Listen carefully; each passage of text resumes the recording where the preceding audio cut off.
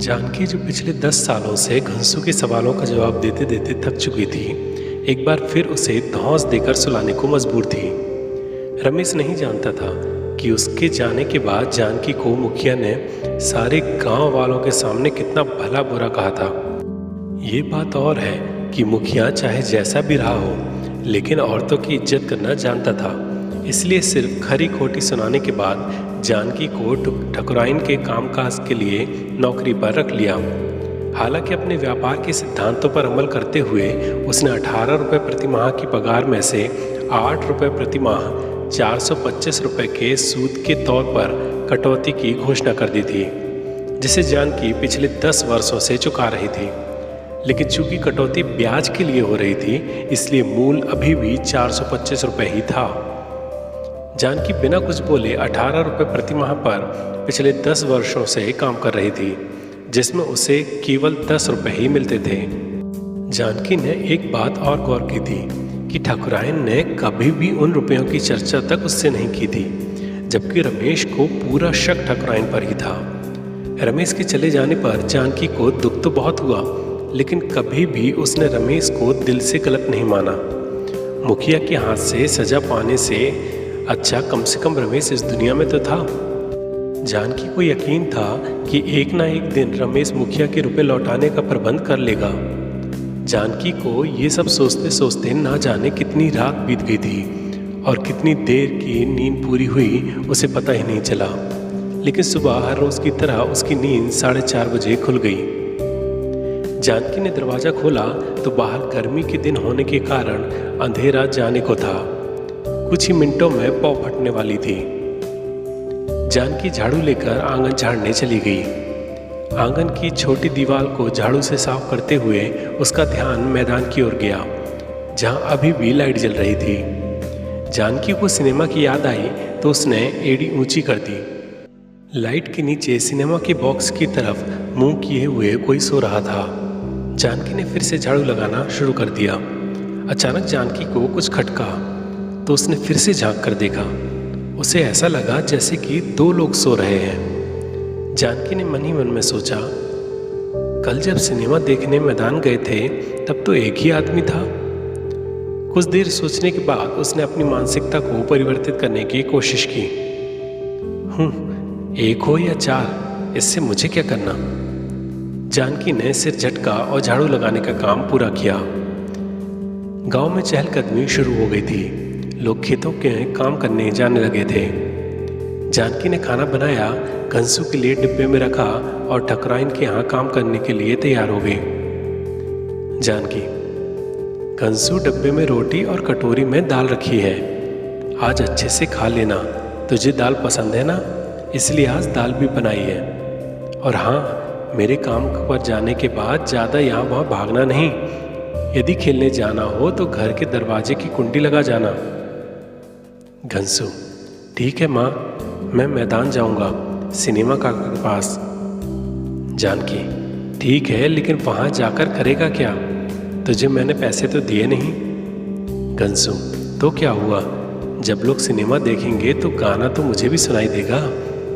जानकी मुस्कुराते हुए बोली, ठीक है, चले जाना। शाम तक यदि होगा तो तू भी सिनेमा देखने चले जाना, लौटकर पैसे देती हूँ। घनसू खुशी से उछल पड़ता है, क्या सच में माँ, मैं भी सिनेमा देखूंगा। जानकी आश्वासन देकर चली जाती है। दोपहर जब तक सूर्य नारायण सिर पर ना आ गए, तब तक बच्चे मैदान में सिनेमा के इर्द गिर्द घूमते ही रहे। उनमें से केवल एक बच्चे ने ही सिनेमा देखा, लेकिन उसके कारण अन्य बच्चे गाने पर खुद में खोए हुए अद्भुत नृत्य का आनंद ले चुके थे। सूरज ने घनसू को भी नृत्य करते हुए देखा था, लेकिन ना जाने क्यों वह घनसू को चाहकर भी सिनेमा देखने के लिए आमंत्रित नहीं कर पा रहा था। जब सूर्य नारायण का तेज अपने चरम पर था, तब बच्चे अपने घर जाने को मजबूर हो गए। जाते हुए घनसू पलट पलट कर सिनेमा बॉक्स की ओर देख रहा था। आखिर सूरज से ना रहा गया। सूरज, घनसू बेटा, तुम्हें सिनेमा देखना है? घनसू एक पल के लिए चढ़ हो गया, फिर मुस्कुराकर बोला, सिनेमा काका, आप चिंता ना कीजिए, माँ ने कहा है शाम को वो मुझे सिनेमा देखने के लिए पैसे देगी।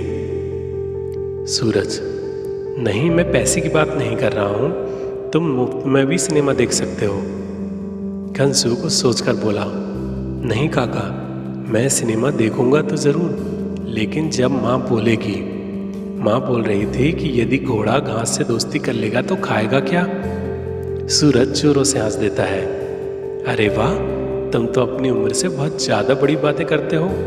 तुम्हारी माँ ने तुम्हें बहुत अच्छे संस्कार दिए हैं।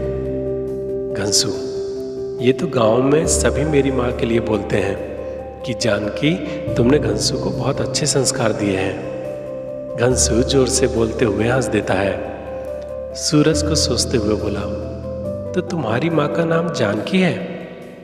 घनसू, हाँ, कल जो मेरे साथ आई थी ना, जिससे आप दीदी बोल रहे थे। सूरज, अच्छा हाँ, याद आया। वैसे तुम चाहो तो अभी सिनेमा देख सकते हो, पैसे जब माँ देगी तब दे देना। घनसू, ऐसे अकेले में सिनेमा थोड़ी ही देखूंगा। सूरज, आखिर क्यों?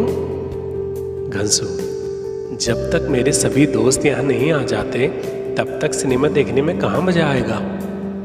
सूरज घनसू की बात सुनकर जोरों से हंस देता है। सूरज, घनसू, तुम्हारी माँ ही घर चलाती है। घनसू शांत हो गया। सूरज, क्या बात है घनसू, जब भी तुम्हारे माता पिता की बात करो तुम असहज से हो जाते हो। घनसू, मेरे पिताजी कई साल पहले शहर गए थे, ऐसा माँ कहती है। माँ ठकराइन के यहाँ काम करने जाती है। सूरज आश्चर्य से बोला, कई साल पहले मतलब? घनसू ने सिर नीचे कर लिया। मैंने उन्हें कभी नहीं देखा। माँ कहती है जिस दिन में हुआ उसी दिन मेरे लिए रुपए कमाने के लिए शहर चले गए थे। सूरज हतप्रभ था। सूरज बात बदलते हुए बोला, ठीक है, फिर तुम शाम को सिनेमा देख लेना, और हाँ, दोस्तों को लाना मत भूलना। घनसू सिनेमा की बात सुनकर मुस्कुरा देता है। सूरज, अभी तुम जाओ, धूप तेज हो रही है। घनसू के कदम तेजी से घर की ओर बढ़ जाते हैं। घर पर माँ घनसू का इंतजार कर रही थी। घनसू, माँ, आज भी तुम कल की तरह इतनी जल्दी आ गई? जानकी, ठकुराइन कल की तरह आज भी मुखिया जी के साथ शहर गई हैं, इसलिए आज भी जल्दी आ गई। पहले तू ये बता कि तूने अभी तक खाना क्यों नहीं खाया? घनसू, माँ, मैं खाना खाने ही आया हूँ, दोस्तों के साथ मैदान चला गया था, फिर बच्चों ने मुझे आने ही नहीं दिया। जानकी मुस्कुरा उठी। ठीक है, चल हाथ मुंह धो ले, मैं खाना परोस देती हूँ। घनसू हाथ मुंह धोकर खाना खाने लगा। घनसू, माँ, आज सिनेमा काका को खाना नहीं देना क्या? जानकी, कल नया नया गांव में आया था, इसलिए दे दिया था, अब तक तो उसने अपने खाने की व्यवस्था कर ली ही होगी। घनसू सहमति में अपना ध्यान खाने पर लगा देता है। दोनों खाना खाने के बाद आराम करते हैं। घनसू को नींद नहीं आ रही थी, वो कमरे में चारों ओर अपनी आंखें घुमा रहा था। घनसू की नज़र कमरे से लगे हुए एक कमरे के बंद दरवाजे पर पड़ती है। पहले भी वह कई बार इसके बारे में पूछना चाहता था, लेकिन कभी उस समय माँ घर पर नहीं रहती थी तो कभी उसने इसे इतना महत्व नहीं दिया था। लेकिन आज ना जाने क्या हुआ कि वह अनायास ही बोल पड़ा, माँ, इस कमरे को कभी क्यों नहीं खोलते? इस कमरे में ऐसा क्या है? जानकी आंखें खोलकर उस बंद दरवाजे की ओर देखती है। बेटा, जब मैं शादी होकर आई थी तब मैंने तुम्हारे पिताजी से यही पूछा था, तब पहली बार हम दोनों ने इसे खोलकर देखा था। कबाड़ के सिवा इसमें कुछ भी नहीं है। दरवाज़ा खोलने पर खप्पर को सहारा देने वाली छोटी लकड़ी झटके से टूटकर मेरे माथे पर लग गई थी। बहुत खून बहा था। उसके बाद इस कमरे को कभी नहीं खोला। वैसे कभी इस एक कमरे और रसोई के अलावा उस कबाड़ वाले कमरे की ज़रूरत ही नहीं पड़ी।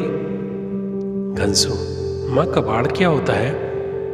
जानकी मुस्कुराकर बोली, जो हमारे काम का नहीं होता उसे कबाड़ में डाल देते हैं, जैसे पुरानी लकड़ियाँ, खप्पर, टूटी खटिया, और हाँ, उसमें तुम्हारे पिताजी ने कंडे भी सहेज कर रखे थे।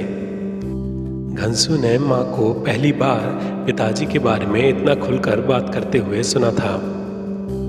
घनसू, माँ पिताजी दिखते कैसे हैं? जानकी ने घनसू की ओर कुछ क्षण देखा और मुस्कुराकर बोली, बिल्कुल मेरे घनसू की तरह।